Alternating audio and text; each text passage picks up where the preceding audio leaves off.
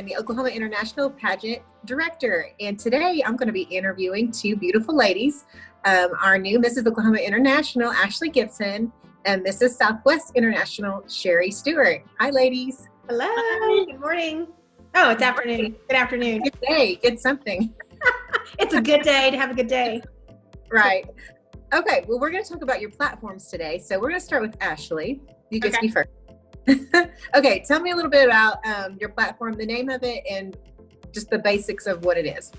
So my platform is Get Gutsy, and I started it 2 years ago to empower others to share their stories of adversity and educate people on autoimmune disorders and other chronic illnesses, and also advocate for step therapy reform, which is a big part of the chronic illness community. It came about because I was interacting with a friend of mine, had a daughter who has a chronic illness. And my chronic illness, my autoimmune disorder, is called inflammatory bowel disease, which gets a little confused with IBS. It is not. Inflammatory bowel disease is an autoimmune disorder, so I will have it for the rest of my life.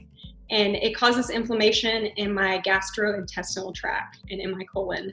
And so I was talking to the daughter of my friend, her name is Keelan, and it's hard to talk about chronic illnesses because there are a lot of kind of not pleasant symptoms with my chronic illness.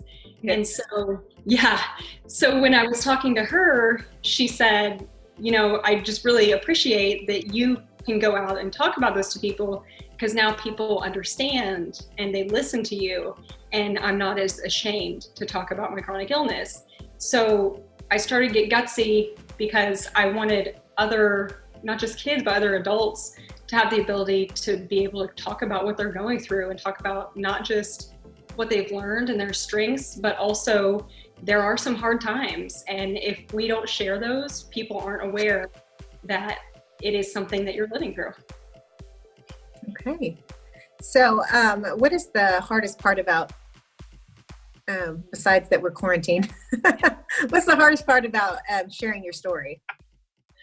I would say just breaking down barriers of people that don't really understand chronic illness, because people generally think that when you have a chronic illness, oh, you're sick sometimes, and then sometimes you're not sick. But for me, I'm never really 100%. I have a new baseline. I would say when my 100%, my A+ would be about 90 to 95% of what a person without a chronic illness would be. And so getting people to understand that is really hard. And it's also hard to come out and say, I look normal. I look like I'm not sick, but I actually am. And some of the times I'm hiding the fact that I'm sick. So. Yeah. Okay. All right. Well, let's ask Sherri Stewart. Tell us a little bit about your platform. My platform is Mind, Body, Soul, Heart Health Journey. And I chose my platform. It goes way back. It started off with my dad having a stroke way back when. And it's not anything that we really understood. He wasn't very vocal about it. You know, went through a lot emotionally, mentally. I think as a young adult, wasn't sure how to help dad go through that. But I didn't really realize that we could research that on the internet. I guess it never really crossed my mind. But when I entered the Mrs. International system, we were able to work with Go Red for Women, which is the part of American Heart Association that promotes heart health for women.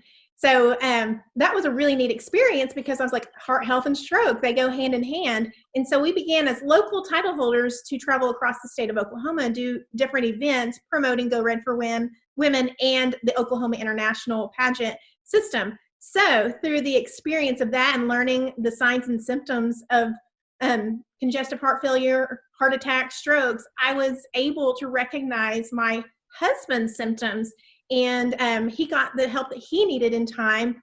And he had, and we say had, congestive heart failure because his heart is 100% normal, and we give God all the praise for that. But we took that opportunity to implement my love for pageantry. And so that's my platform. And it's something that we live every single day. And the reason why it's mind, body, soul, it's not just about wearing red in support of heart health or eating healthy. It's a complete package. And we deal with, especially with what we have going on right now with being in quarantine, we have anxiety and stress just from the changes that we're experiencing right now. And so I'm going to talk about what we do to combat that type of environment for us. And so we're working on some funny videos. I love to go fishing. And so Mackenzie and I are working on a video of our fishing experiences. And so that'll go on my YouTube channel. But it's just an important, just like with Ashleigh's platform, I mean, that all goes together. There's so much that our body is telling us. And sometimes it is embarrassing what's going on, and we don't want to talk to anybody. We don't even want to talk to our doctors about that. And so it's something that goes on for almost too long because you want to hide it. And so being an advocate for any kind of health issue that you have, it's just the number one thing is encouraging people to have that courage to step forward and talk about it. Talking about it is huge. In talking about it, it's almost like a release. And so that's a start to the healing process that we all need. Wow, that's pretty good. Okay, so for you, I know through your journey through the international system, there was a part of legislation that you got to be a part of on the state level. Tell me a little bit about that. Yes, so it was a 3-year process of trying to get this passed. And mainly it was more about getting signatures and showing the legislation that it was important to us. And so in 2014, when I was Mrs. Oklahoma International, I was a part of the bill signing that all high school seniors are required to learn the life-saving skill of CPR. And that's big because my daughter will be a junior next year. And so she's going to get to learn that life-saving skill. And you never know when you're going to have to use that. It's not something that you want to use, but it's something that as a educator, I have to get that certified every year. We renew that every year at the beginning of the school year. But I encourage anyone and everyone to have that life-saving skill because you never know when you're going to need it. So it was an honor to be a part of that. That's cool. Yeah, it's really important that people learn how to do CPR because, like you said, you're never going to know when you come upon something or someone that's going to need saving. So, right. Yeah, that's really good. Okay, well, and I know, Ashleigh, you too, with your platform, you've had some experiences with getting something passed here recently. Why don't you tell us about that?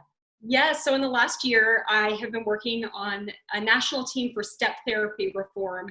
And Oklahoma, just this past year, was the 13th state to pass step therapy reform. And I got to be a part of that. A lot like Sherri was saying, it was getting petitions with signatures, getting people that had experience with step therapy to come to the Capitol and speak to legislators and speak to, the House and whoever, just hear our story. When I started, they actually had just introduced the bill. So I started on the front end of it. I came about a week before. If you're not familiar with step therapy is called the Fail First initiative, and it's brought on by insurance companies. Insurance companies really like to save money. And when you have a chronic illness, there is no way to save money.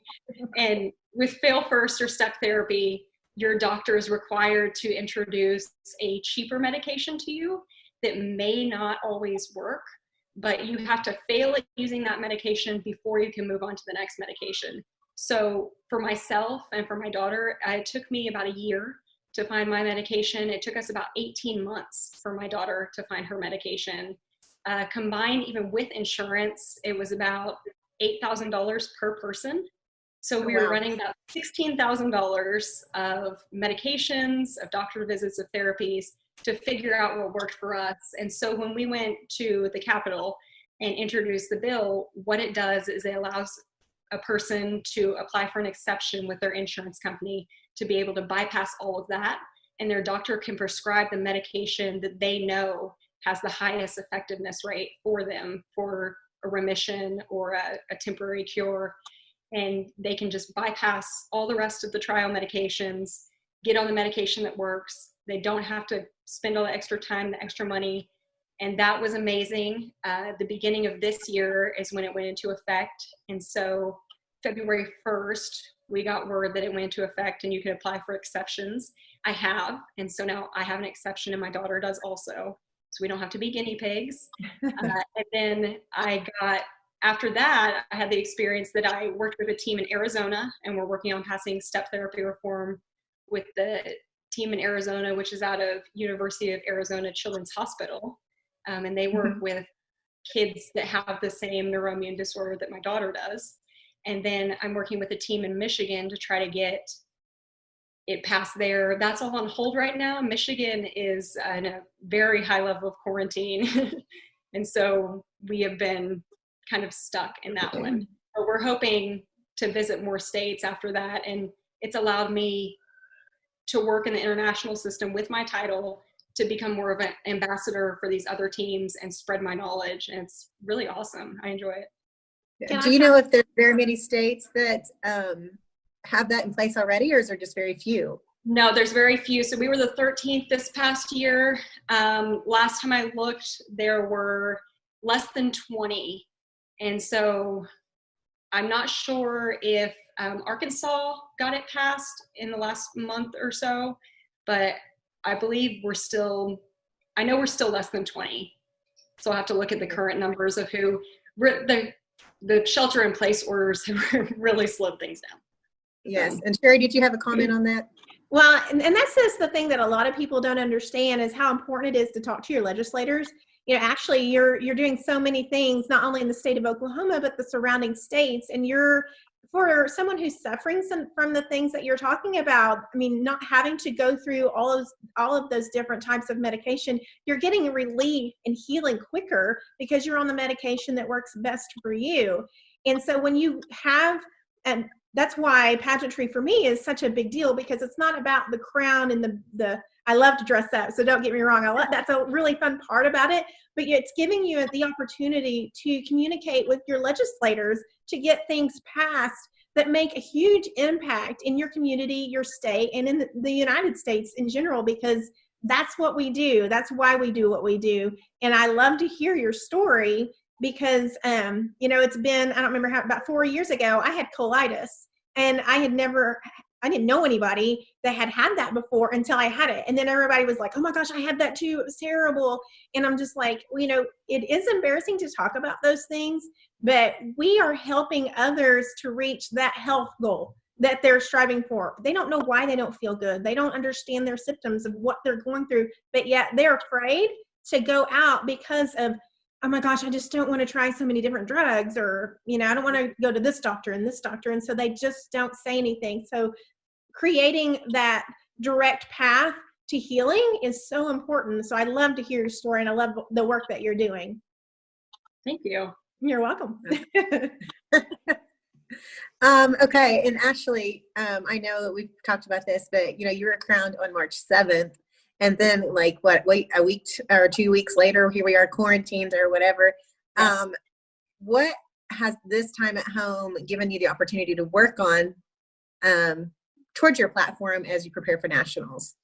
So it's really interesting because I thought I do miss appearances and going out and doing, meeting people and getting to hug people and hear their stories. Yeah. I'm an introvert, which means, I get energy from myself, how to recharge alone, but I call myself a socialized introvert because I love people. I love interacting with people, and I love connecting with people, but it's really given me the opportunity to slow down and think about exactly what I wanted to do with my platform, and the people that I needed to connect with and that needed to hear my story. It's also given me, so Sherri was talking about anxiety and how it's mind, body, soul. So it's all of you as a person. I'm the worst at putting my own anxiety and my mental health aside for other people's mental health. And this has forced me to really be aware of my mental health and my family's health and how we're operating as a family. And so I appreciate that a lot. I also appreciate having my family around to do video appearances with me and silly videos. Sherri, you were saying that you guys were putting together some fun videos, fishing videos and things. Yes. I'm not sure that for me that kind of thing would have happened. And you might see my daughter run through in a minute. She loves to see who I'm talking to and introduce herself. And she loves to see me in the crown. She thinks it's so funny. But it's just really given me the gift of slowing down and being very deliberate about my health and my time and exactly the impact I'm having as a title holder. And I really appreciate that part. Yes. Awesome. Hey, Sherri, I have a question for you. Earlier, you were talking about on your platform that your husband no longer has AFib. So what is it that happened that he no longer has that? Well, so that was a process that happened over around 6 years. We found out that he had congestive heart failure, because what they do is not in every case, but for him, what they did is they go in and they stop your heart and they restart it and get it back in a normal rhythm. A lot of times that's the only time you have to have that procedure done. He had it 3 times. As a matter of fact, when I went to Mrs. International, the first time as Mrs. Oklahoma, he was in AFib. So if you look at, my doorbell's about to ring, FedEx just pulled up. But when you look back at the pictures, it's incredible the change that he's gone through. I mean, he's real puffy in his face. He did not feel well. He flew in for the event, super supportive, because obviously, it's a lifestyle that we live and it's a journey that we're going on together. And so he was very supportive of me competing in the pageant. But so that last time that he went through that procedure of stopping his heart, and they do it with the paddles, and he has the burn marks from it, and it's very painful, but it's a necessary process. It didn't work. So he needed to have a different procedure, and he had a T ablation done, is where they go in and they burn off the different sites that are firing, causing the heart to fire wrong, to keep it simple. But he went through that procedure, and I need to get his permission. I need to show those pictures of what he went through, because it speaks volumes of where he was and where he's at now. And so he did his last visit over the phone last week with his cardiologist, and he asked him how he was feeling. The last year, Chuck's lost over 30 pounds by changing his job, which is a whole other subject, a part of my platform. But and so he's like, we need to get you in and do an EKG. And Chuck's like, I feel amazing. I said, I'm full of energy. I'm not tired like I used to be. And his doctor was 100% confident that he doesn't need to see him in another year. And doing a visit over the phone with a heart issue is kind of weird that you were able to do that. But the last time they checked, he had an echo and they had an EKG, he was 100% normal. And his doctor said, I hit it out of the park with you. It's just a miracle what you're going through, because he's never had that result. So it's important that you catch it in time, number one. And two is that you do what the doctor asks you to do and listen to your body and make the necessary changes in your lifestyle so that you have a positive outcome in the results. Awesome. Yeah, that's really great news that he doesn't have to worry about that, and that he's 100%. Yeah, he's still honoring. It doesn't matter what he's got going on. He's always honoring. So it's nice to have him back to his normal self, and you can tell that he feels so much better. And when you look at him, he looks amazing. So that just makes a big difference in his just entire morale of how, he lives life. Yeah.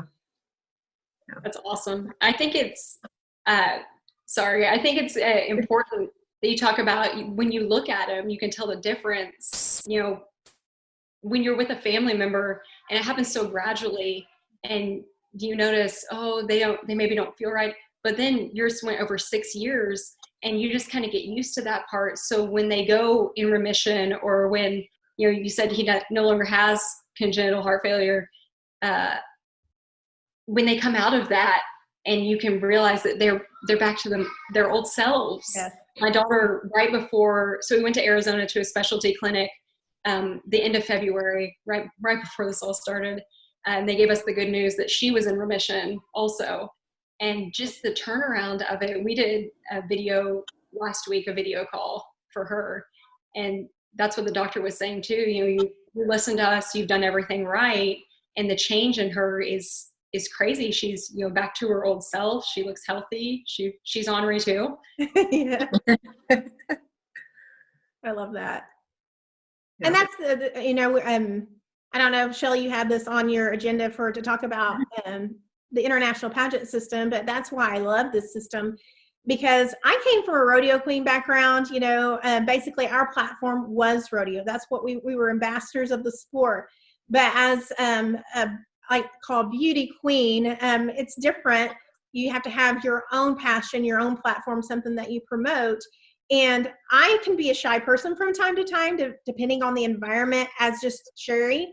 But as Mrs. Southwest, Mrs. Oklahoma, you put the sash on, you put a crown on my head, and I go to work, and it's a fuel for me. It's like something, it's just an open door to go and talk to individuals to make the changes, not only in my life, but others that are surrounding me. The opportunity to meet new people is there as a title holder. And so, but international specifically, because we are platform based, that's the reason why I do what I do, is because hearing your story at the week of nationals was so amazing for me, because you got to hear everyone's story there, and everyone had a different one. And I learned so much. I was inspired. I grew as a person. And, there's so many things, like I can learn so much about me through your platform. I hear you talk about things that I'm like, oh my goodness, I need to be looking into that as well, because, I might have some symptoms that, you're catching my ear by saying, you're talking about it. You know what I mean? And so that's why I love this system so much, because, you and I are new friends, and obviously we're new colleagues now. We get to work together, and we get to go out in the state of Oklahoma and make a difference. And that, for me, is what it's all about. Very good. That's so awesome. Hey, I want to ask both of you guys. So Sherri, you first, because we're getting close to our 30 minutes. If someone wants to follow you through your year, can they find you on social media? Yes. SherriStewart.org is my website. It has connections to my Instagram and my YouTube. My YouTube is brand new. It's something that we're going to start new this year. And my website's getting a new makeover. And so there's some things that are not up to date. We're working on it daily. And it's a great place to go to see where I started and where I am today. Okay, awesome. And Ashleigh, where can someone follow you? So my website is getgutsy.org, and you can check that out. I have ways to plug in with my platform. You can nominate a person for a Gutsy Spotlight, which I do on my Instagram and on my Facebook. I'm running my platform through 2 Instagrams, so the Ashleigh Gibson and also Oklahoma International Pageants. And international is INTL, not the Ford International. And then also on Facebook under Mrs. Oklahoma International.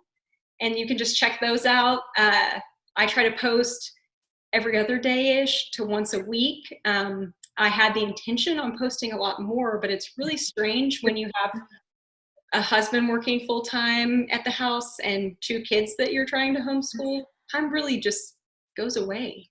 Right? But yeah, my website, getgutsy.org, is the biggest one. It can connect you to all the social media. Okay, awesome. Well, thank you, ladies, for answering all my questions and telling me about your platforms. Thank you. Thank you.